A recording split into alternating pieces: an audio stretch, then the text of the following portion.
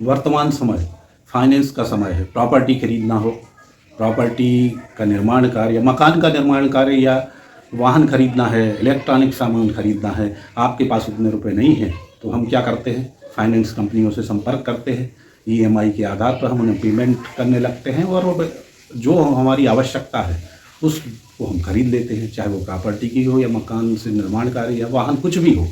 Loan कंपनियां, जो finance कंपनियां हैं, वो लोन प्रोवाइड करा देती हैं और एक ब्याज दर पर हमको लोन प्रदान कर देती हैं। हम अपना कार्य कर लेते हैं, अपनी पेमेंट से या अन्य कहीं से भी जो हमारा जो पर मंथ हमको रुपए मिलते हैं उनसे हम पेमेंट करके ईएमआई भर के और अपना कार्य कर लेते हैं। आज हम बात करेंगे फ्रॉड लोन की, लोन स्कीम की बात करेंगे कि इसमें भी कैसे हमको फंसाते हैं और किस ढंग से हमारे रुपए जो हैं, कि यदि हम फ्रॉड लोन के तहत यदि हमने कोई हमारे साथ स्कैम हो गया तो हमारे रुपए भी चले जाएंगे और हमारे हाथ में कुछ भी ना तो संबंधित लोन से संबंधित कोई कार्य हो पाएगा और किस ढंग से हमारे साथ ब्लैकमेलिंग की जाती है दोस्तों। और साथ ही ये भी बात करेंगे कि हमने कभी फाइनेंस ही नहीं कराया, हम बैंक गए नहीं ना, हमने बैंक से फाइनेंस कराया लोन, फिर भी हमारे नाम से जब मैसेज आता है कि आपको ये ईएमआई इस तारीख तक जमा करना है, तो इस संबंध में भी हम बात करेंगे कि हमने लोन फाइनेंस ही नहीं कराया, फिर मेरे नाम से कैसे लोन फाइनेंस हो गया। दोस्तों, यदि आप अभी तक आपने मेरे चैनल को सब्सक्राइब नहीं किया है तो मेरे चैनल को सब्सक्राइब करें, लाइक करें, बेल आइकन का बटन प्रेस करें। बात करते हैं लोन फ्रॉड की, कैसे लोन फ्रॉड होता है और कैसे लोन स्कैम होता है।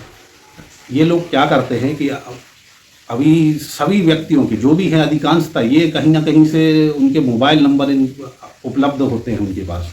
ये कहीं हर जगह मोबाइल नंबर की आवश्यकता है और यदि मालूम किया जाए तो बहुत से व्यक्तियों के ये देख लेते हैं कि इनको लोन की आवश्यकता है, किसने क्या लोन ले रखा है पहले से। ये उन्हीं व्यक्तियों से संपर्क करते हैं जिनको कम लोन की आवश्यकता है, क्योंकि यदि आपको अधिक लोन की आवश्यकता है या कुछ भी है तो आप बैंक जाएंगे या ऐसी फाइनेंस कंपनी जाएंगे जो रजिस्टर्ड हैं, गवर्नमेंट द्वारा जो जिन्हें बताया गया है, अधिकृत किया गया है, आप ऐसी फाइनेंस कंपनियों के पास जाएंगे। चूँकि आपको छोटे लोन चाहिए है, थोड़ी सी राशि के 20-25 हज़ार भी हो सकते हैं, 10-15 हज़ार भी हो सकते हैं, तो आप क्या करेंगे, आप देखेंगे कि घर बैठे लोन मिल जाए, ज़्यादा कागजी कार्यवाही जो हमको पेपर वर्क है वो ज़्यादा ना करना पड़े। बस इसी के लिए आप मोबाइल पर भी लोन से संबंधित जानकारी इकट्ठा करने लगते हैं। यदि आपको कोई ऐप दिख रहा है कि हाँ, अरे मेरे को ये ऐप है, ये इससे उसमें लिखा रहता है कि अपने को इतना लोन मिल जाएगा और 5 मिनट में आपको लोन उपलब्ध करा दिया जाएगा। इसी के लालच के चलते आप लोन ऐप डाउनलोड कर लेते हैं। लोन ऐप डाउनलोड करने के लिए आप क्या करते हैं, अपनी सारी जानकारी उसके साथ शेयर कर देते हैं।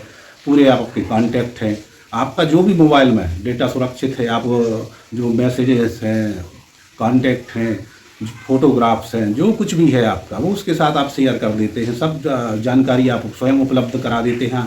वो पूछता जाता है, आप अनुमति देते जाते हैं और वो 5 मिनट के क्लिक के लिए कि 5 मिनट में आपको ये लोन जो ऑफ़र है ये आपको तुरंत आपके अकाउंट में पैसे पहुंच जाएंगे।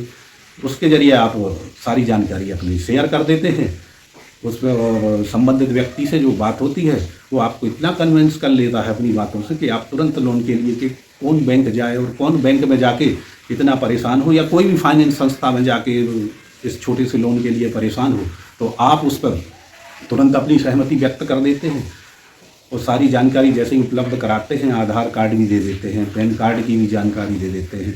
वो व्यक्ति क्या करता है, आपको आपके अकाउंट में पैसे आ जाएंगे।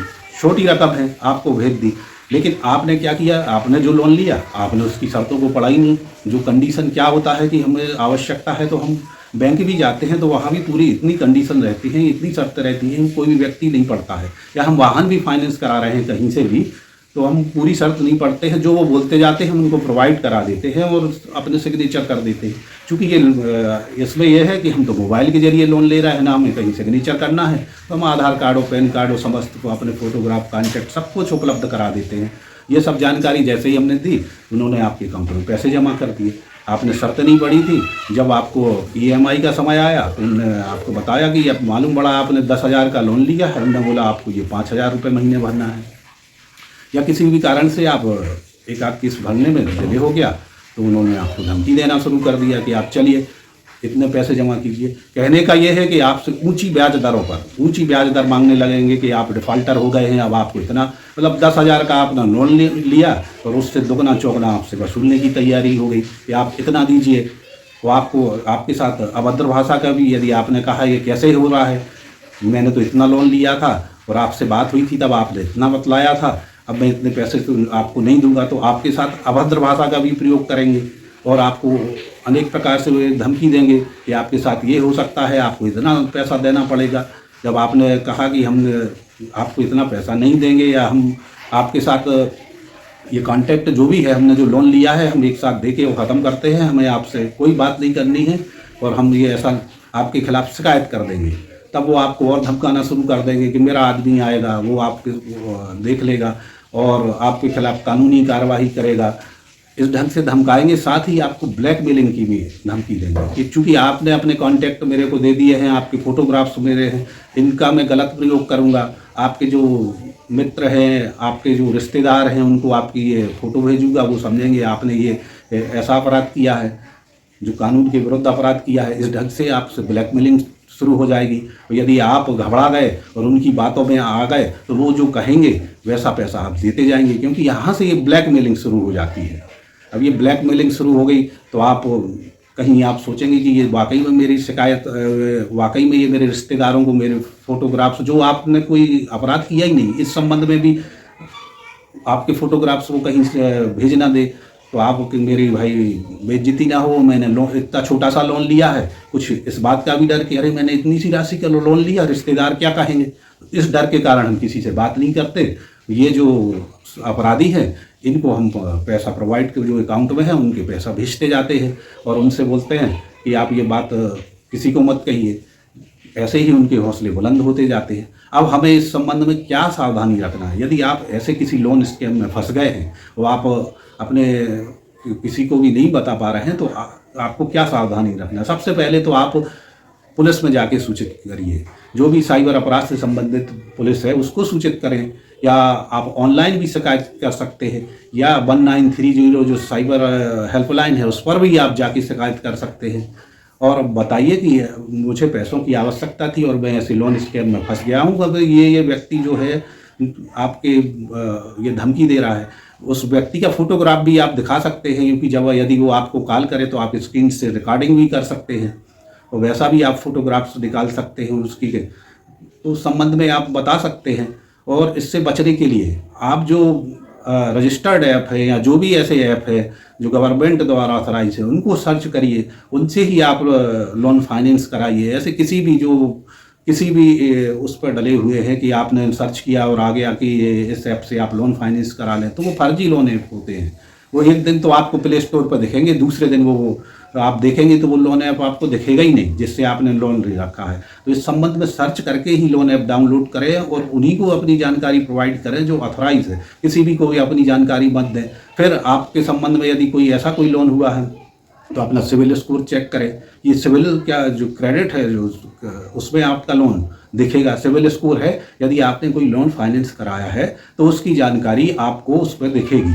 यदि ऐसा नहीं है, यदि फर्जी ऐप के जरिए आपने लोन लिया है तो उसकी जानकारी आपको नहीं दिखेगी। जो सिविल आप चेक करेंगे उसमें आपकी जानकारी लोन से संबंधित उपलब्ध नहीं होगी। फिर आप ये कर सकते हैं, जिस ऐप से आपने लोन लिया है उस ऐप को अनइंस्टॉल कर दें, उसको अपनी मोबाइल से हटा दें, जिससे उसके पास जो आपकी जानकारी जा रही है या जो भी कुछ है वो तुरंत बंद हो जाए। उसको अनइंस्टॉल कर दें। चूँकि उसने ये फर्जी लोन ऐप है और उसने आपको लोन दिया है तो वो आपके खिलाफ ना तो कोर्ट में कोई कार्रवाई करेगा क्योंकि वो खुद एक फर्जी है, और ना ही वो कहीं पुलिस में शिकायत करेगा, बस वो झूठी धमकियाँ आपको देता रहेगा। तो इस तरीके से भी आप बच सकते हैं। मतलब आपको थोड़ा सा ध्यान रखना है कि यदि हमें आवश्यकता है तो हमें जो मोबाइल के जरिए 5 मिनट में लोन उपलब्ध हो रहा है, तो ये कैसे हमें 5 मिनट में लोन उपलब्ध करा दे रहे हैं या कुछ घंटों में भी उपलब्ध करा दे रहे हैं, तो कैसे। तो आप इसके स्वयं आप समझ सकते हैं और जो भी ऐप है उसकी जांच स्वयं भी कर सकते हैं कैसे उपलब्ध करा दे रहा है। और फिर वो आपसे जो भी यदि आपने कर भी लिया है और आपसे दोगुनी चौगुनी रकम वसूल कर रहे हैं, धमकियां दे रहे हैं, तो तुरंत आपकी ड्यूटी है कि आप पुलिस के पास जाएं, अपने रिश्तेदारों को भी सूचित कर दें। आप इसमें संकोच मत करें कि भाई मैंने लोन लिया था और ये फर्जी लोन ऐप था, वो वजह से गलती हो गई। अब वो धमकी दे रहा है कि आपके जो फोटोग्राफ्स है इनको मैं गलत तरीके से वायरल कर दूंगा सभी रिश्तेदारों को। तो आप व्हाट्सएप पे भी अपने रिश्तेदारों मित्रों को भी सूचित कर सकते हैं और बता सकते हैं कि मेरे से ये हो गया। उसमें कोई डरने की बात नहीं है, ना ही संकोच करने की बात है कि मैंने ये देखा था और मैंने ये लोन ले लिया। यदि आपके पास मेरे कोई भी वायरल या गलत फोटोग्राफ्स आएँ तो आप मेरे को बताएं, जिससे मैं तुरंत पुलिस को सूचित कर सकूँ।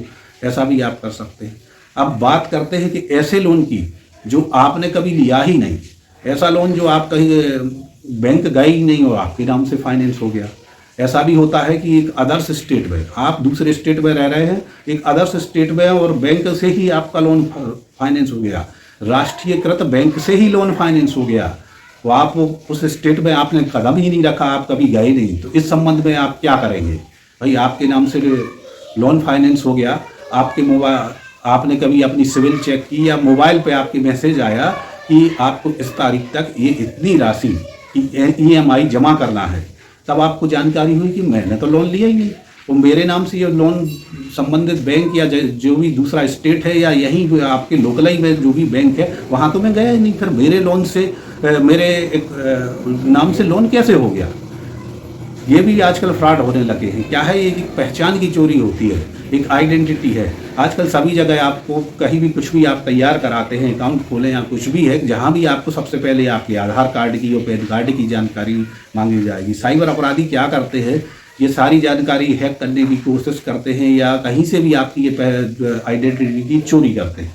वो आइडेंटिटी की चोरी के आधार पर मिली भगत करके संबंधित बैंक से आपके नाम पर लोन फाइनेंस करा लेते हैं।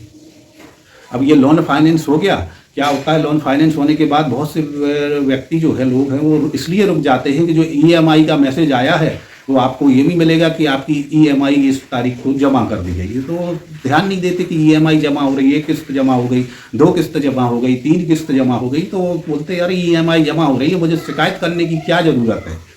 यदि मेरे नाम से लोन भी निकल गया है और आ रहा है यार EMI जमा हो रही, कौन परेशान हो, उस बैंक में जाके शिकायत करे, पुलिस को शिकायत करे, तो उस हम उनकी शिकायत नहीं करते हैं। तो ऐसे में जो साइबर अपराधी है या जो ऐसे झूठ तरीके से साइबर अपराधी या अन्य अपराधी भी है जो इस ढंग से मिली भगत से बैंक से फाइनेंस करा रहे हैं, वो अपना कारोबार जारी रखते हैं। किसी न किसी का आपके नाम से क्रेडिट कार्ड बनवा लेंगे तो उसके जरिए लेन देन करते रहेंगे, लेकिन कभी वो डिफ़ाल्टर हो, मतलब किस्त जमा नहीं की या डिफ़ाल्टर होगा जैसे, तो फिर क्या करेंगे? तो नोटिस तो बैंक आपको भेजेगा क्योंकि लोन आपके नाम से फाइनेंस है, जो भी क्रेडिट कार्ड या कुछ भी बनवाया गया वो आपके नाम से है, तो आपको नोटिस आ जाएगा। चूँकि आपको नोटिस आ जाएगा तो अब परेशानी तो खड़ी होना है कि आपके नाम से था, आपने अभी तक शिकायत क्यों नहीं की? यदि आप इसको, आपके मैसेज भी भेजे गए हैं मोबाइल पर EMI से संबंधित कि ये जमा हो रही है और आपने कहीं कोई आपत्ति नहीं ली। तो इस संबंध में यदि ऐसा हो रहा है आपके साथ कि आप कहीं बैंक में गए ही नहीं या अदर्स स्टेट भी हो, तो आप क्या करें? आप तुरंत उसके संबंध में उस बैंक को अपने अधिवक्ता के माध्यम से या आप स्वयं एक नोटिस भी दे सकते हैं कि भाई मैंने आपके उसकी जहाँ भी ब्रांच हो वहाँ भी आप भेजिए और जो मेन ब्रांच है वहाँ भी भेजिए कि मैंने आपकी जो बैंक है इससे कहीं कोई लोन फाइनेंस, किसी भी कार्य के लिए लोन फाइनेंस नहीं कराया। तो मेरे मोबाइल पर ये मैसेज आ रहा है और मैं सिविल चेक किया तो मुझे जानकारी मिली कि मेरे नाम से इतने लाख का लोन फाइनेंस है। ये किस ढंग से फाइनेंस हुआ है, क्यों ना मैं आपके खिलाफ कानूनी कार्रवाई करूँ, वो आप मुझे जानकारी दें कि ये लोन फाइनेंस किसने कराया है। उसके पश्चात आप पुलिस में भी शिकायत कर सकते हैं और साइबर सेल में भी शिकायत करें। आपके ज़िले में जो भी साइबर पुलिस है वहाँ भी जाके आप शिकायत करें और जानकारी दें कि मैंने ये लोन फाइनेंस नहीं कराया है और ये मेरे ही अकाउंट से, वो मेरे ही नाम से या मेरी फर्म के नाम से या मेरी कंपनी के नाम से लोन फाइनेंस है और ये इसकी किस्तें इतनी जमा की गई हैं, उसके बाद ये जमा नहीं की गई, या जो भी आपको जानकारी लगी है कि EMI जमा करना है इतनी तारीख तक, तो आप लिखें कि EMI इतनी तारीख तक जमा करना थी। ऐसा मैसेज मेरे मोबाइल पे आया है, जबकि मैं तो कभी गया नहीं, ना मैंने कहीं हस्ताक्षर किए, ये लोन फाइनेंस कराया, इसकी जांच की जाए। तो संबंधित बैंक से वो जानकारी पुलिस इकट्ठा करेगी। यदि बैंक वाले, और उसकी जांच भी पुलिस करेगी, यदि बैंक वाले आप गए हैं वो जानकारी नहीं दे रहे हैं कि आपके, चूँकि आपके स्वयं के नाम से लोन फाइनेंस है तो उनको जानकारी उपलब्ध कराना चाहिए भाई कि कैसे लोन फाइनेंस हुआ। यदि वो आपको जानकारी नहीं दे रहे हैं तो आप क्या करेंगे? आप संबंधित बैंकिंग लोकपाल भी, यदि मैनेजर को आपने शिकायत की या बैंक के वरिष्ठ अधिकारी को या शिकायत की है और नहीं सुन रहे हैं तो बैंकिंग लोकपाल भी है, वहाँ भी आप शिकायत कर सकते हैं। ये शिकायत आप मेल के जरिए भी कर सकते हैं। यदि आप नहीं पहुँच पा रहे हैं, अदर्स स्टेट है या किसी भी तरीके से, तो आप मेल के जरिए भी ये शिकायत कर सकते हैं कि मैंने फाइनेंस नहीं कराया। क्योंकि जितनी सुविधाएं हमको मिलती जा रही है उतने ही फ्रॉड ये बढ़ते भी जा रहे हैं। जो अपराधी है वो इसी फ्राक में रहते हैं कि किसी ना किसी तरह के हम ये ठगी का काम करें, और दिन प्रतिदिन ये अपराध बढ़ते जा रहे हैं। तो थोड़ी सी भी आप सावधानी रखते हैं तो इन अपराधों से बचा जा सकता है। और मेरी ये जानकारी आप अपने मित्रों और जो भी आपके सहपाठी रिश्तेदार हैं उनसे भी शेयर करें। ऐसी ही महत्वपूर्ण जानकारी मैं आपके समक्ष लेकर आता रहूँगा। नमस्कार दोस्तों।